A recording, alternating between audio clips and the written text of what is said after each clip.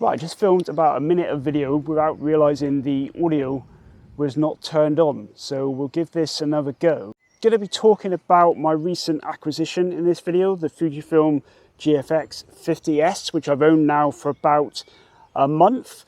I decided to come down to this nature reserve in Dorset called the Powerstock Common Nature Reserve to try and find some bluebells before they fade away for another year, but unfortunately I couldn't really find any areas where there was enough of them to make any attempt at a composition today. I was a bit of a loss then. I kind of walked up, found some cows, and then had to think of what else I could do. And then I remembered that this nature reserve encompasses an old disused railway line across its boundary, and I thought, oh yeah, it'd be really cool to go up to the old archway that goes across it and do this filming segment there, because I thought, oh yeah, it'd be great composition. I'll put out some B-roll, like I actually thought I was at the tunnel before I was at it, if that makes sense, because the trees over time have formed a natural archway along this old railway line, and but it was actually a bit further on than I was anticipating. So anyway, I got to the archway, and I've been here once before and I don't remember it being in such poor condition. There was literally large cracks running up its entire wall and on the ceiling, and I'll put up this B-roll now of what I actually captured, so I'm not really sure how long that portion is going to be open for. So I thought I'd retreat to the safety of this area to film this segment. So I didn't get any bluebell shots, but I have managed to take some nice compositions, I feel, today in this short outing. Like I took some of the decaying bridge or arch back there, and I'll just put those up now. And then I've come across this scene here, which I'll just put up some B-roll for. And I was actually quite blessed, because just as I was thinking about a shot, this family walked past me. So great, something to add some more interest to this particular scene. So I captured it, some handheld shots, and then also as well I put it on a tripod just to capture the scene sans people. I'm not going to do a review video today. I'm going to do something a bit different. Like I've had quite a few months now where I've done like my monthly video, and then I've almost done like a what gear did I try this month video as like a review segment for that particular month. And I was getting really fed up with finding cameras, trying them out, and then deciding that they weren't for me and then moving them on. So it's nice, or refreshing actually, to have a camera that I feel that's gonna be staying with me for quite a while. So I'm gonna try and do some more shorter segments which feature the GFX50S over the next few months. So why on earth did I buy a 2017 medium format digital camera? Well, to be honest, it was a very attractive price. Like, I was looking for something that I could adapt manual focus lenses to, because up until now I hadn't really had a lot of success in getting the focus right. You know, like I was using the focusing aids in these cameras, like the magnification, the focus peaking, but I was always disappointed with the results I was able to achieve. And to be honest, I wasn't really holding up much hope for this camera here either. But the one thing that I was thinking of is that I did have a lot of success in focusing my old like Pen F lenses on my Fujifilm X-E1. So I thought, I wonder whether that success would translate to the GFX series of Fujifilm cameras, and I'm pleased to say that it does. I have a lot of success shooting with manual lenses on the GFX, and to the point that at the moment I don't have any native lenses for the GFX system. I just have this lens here, which is a Yashinon 50mm f1.7, which works surprisingly well.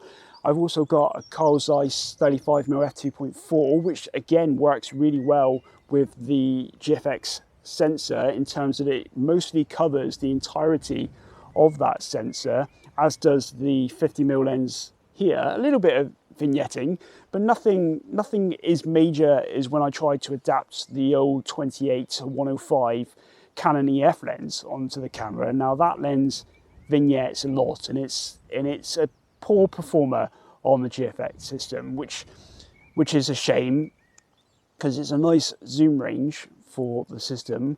And to be honest, then I wasn't exactly expecting some really good results with the 70-210 f3.4 to f4.5 EF lens, but actually that has been one of my better performers. And again, it actually does better, I find, when I manually focus that lens. Like, I did buy a cheap Chinese adapter, like an EF to GFX and DOA adapter. I think it was about 90 quid, as opposed to the Fringer, which is recommended, which costs upward of £300. So I thought the Andoa was worth a shot. And to be honest, as long as it can open the apertures to what I want them to, then that's fine. I can manually focus the rest. And I have had a lot of success already with that lens combination on the GFX. So hopefully you can see from this video, I'm quite pleased with how the GFX is performing so far. And yeah, it was annoying with the last video that you probably seen on my channel, where I was basically selling the Fujifilm X-T4, saying that was going to be my last X-Trans sensor camera, and that still holds true. But what I really miss from those X-Trans sensor Fujifilm cameras is the physical controls, and these have been just a breath of fresh air. Like, I did a trip to Swanage with my camera club earlier this month, and I took my Olympus, my OM1, which I thought was going to do a lot of the heavy lifting on the images that day, because it's got like train autofocus for the steam trains, and I can easily put on filters onto those lenses, because I've had that system for a while. And I also got an infrared camera and I was looking to use, but to be honest, I